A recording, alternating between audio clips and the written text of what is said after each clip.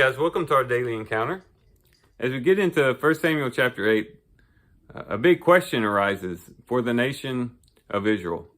That is, who is going to be king? In 1 Samuel chapter 8, we see that the people become discontented with Samuel's sons, Abijah and Joel.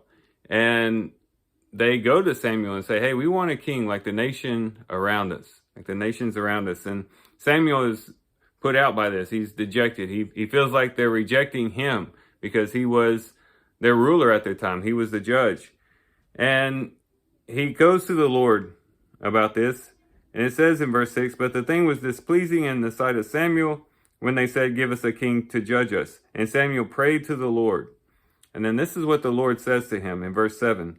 The Lord said to Samuel, listen to the voice of the people in regard to all that they say to you, for they have not rejected you, but they have rejected me from being king over them.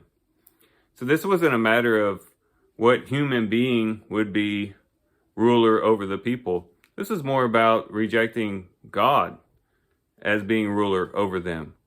And so at this point in 1 Samuel chapter 8, not only are the people seeking a king like the nations around them, but they are rejecting God as their king. I think most people who teach out of 1 Samuel chapter 8 want to focus just on the fact that the people wanted a king like the nations around them. And of course, that is a valid point.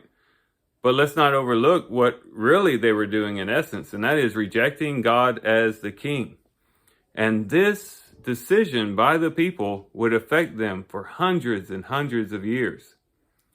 And as a matter of fact, it wouldn't even come to, or it wouldn't even really come out into full fruition until the time of the Babylonian exile, in which their kings would be taken away from them because they had rejected God so much. And then the question would arise again, who's going to be king over Israel? And it's not until we get to Jesus Christ, when Jesus Christ comes onto the stage, we see once again, God is going to be king over Israel. And, by the way, he's not only going to be king over Israel, but he's going to be king of the world. King of kings and Lord of lords we find at the end of the Bible, in the book of Revelations. And so God is going to be king once again, but it's going to be a long road until they get there. And it's going to be an arduous road and difficult road because the people are sometimes going to be with the Lord, but other times not with the Lord. Sometimes they're going to have a good king. Most of the time they're going to have a bad king. And you see just how inconsistent it is when they are under a human ruler. But as we try to take application for ourselves, we have to ask ourselves the same question. Who's going to be king in our lives?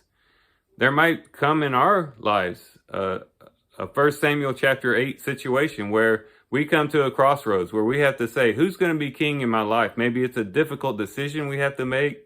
Maybe it's a lot of difficult decisions that we have to make. Or maybe it's just the daily decisions that we make, the thousands of decisions that we make throughout our day.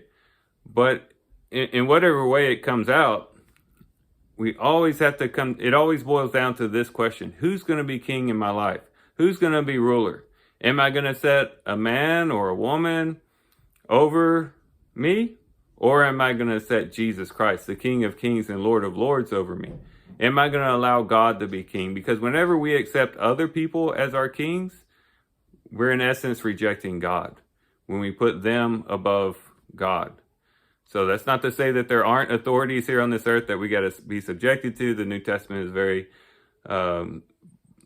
very straightforward on that. We are to subject ourselves to the government and things like that. But all the while realizing that ultimately, above all, Jesus Christ is our king, and he's the one that we follow. He's the one that we are obedient to, and he's the one who will basically judge us in the end. So he's the one that really, truly matters. So let's keep that in mind. Sometimes it's very easy for us to forget that. Let's be focused on putting Christ on the throne of our hearts once again and giving him our full allegiance. So with that, guys, I do thank you for watching the video today. Hope you guys have a great day. Love you guys. God bless.